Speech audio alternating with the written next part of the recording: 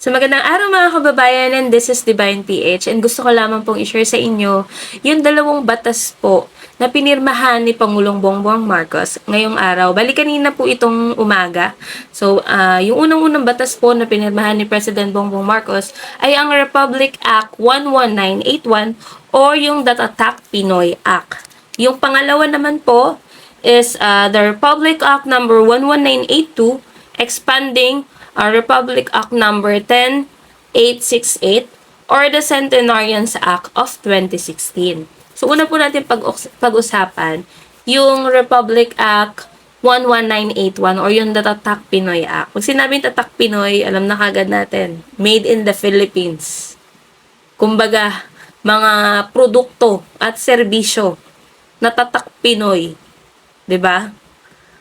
So yung mga pinagmamalaki natin dito sa Pilipinas.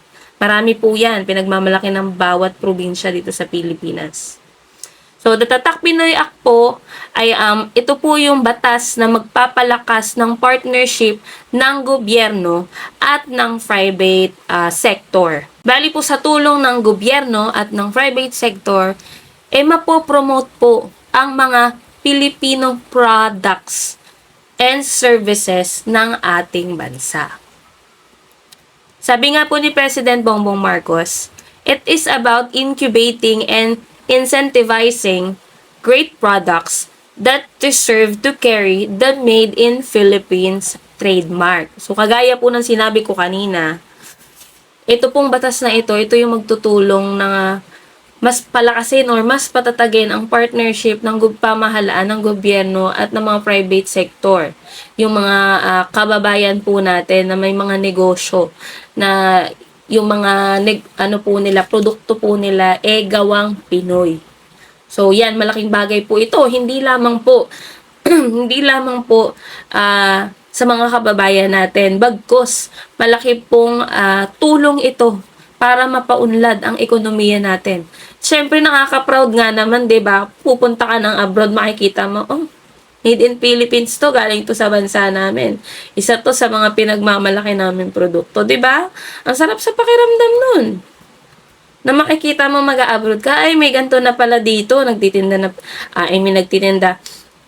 May mga produkto na pala dito na binibenta na gawang Pinoy. 'Di ba? Ang sarap sa pakiramdam nun. So, pag-usapan naman po natin yung pangalawang batas na pinirmahan ni President Bongbong Marcos. Yun nga po yung Republic Act number 11982, yung expanded po ng Republic Act number 10868 or the Centenarians Act. Yung sa Centenarians Act naman po, ito yung magbibigay ng cash incentives. So, mag-i-start po yan sa lolo't lola natin na 80 years old, 85 years old, 90, 95 years old.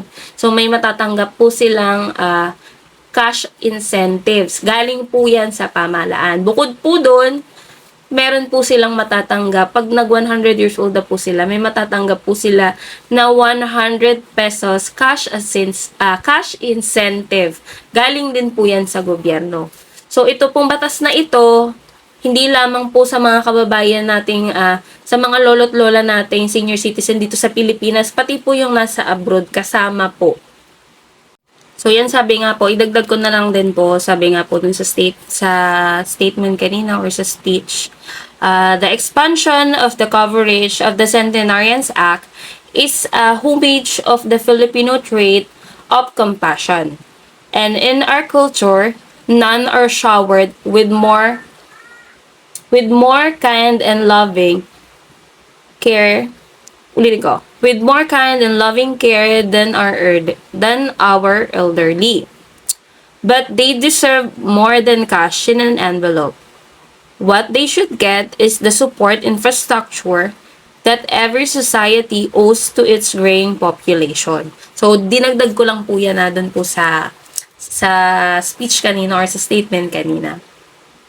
So, yun po, syempre malaking bagay po yan para sa mga lolo't lola natin. Kasi dagdag po yan. Kasi may mga lolo't lola tayo, 'di ba, na nag-iipon or yung mga relatives natin na mga nasa ages 60 ganyan, nag-iipon sila para sa pagtanda nila, 'di ba? May pera, may sarili silang pera. 'Di ba malaking bagay po ito at malaking tulong po ito sa mga senior citizen natin. So maraming salamat po kay President Bongbong Marcos dahil sa dalawang batas po na pinirmahan nyo ngayong araw na to, malaki po ang maitutulong natin. Hindi lamang po para sa mga kababayan natin, sa mga lolo't lola natin, pati po syempre sa bansa natin. So yun lamang po and maraming salamat po sa inyo lahat.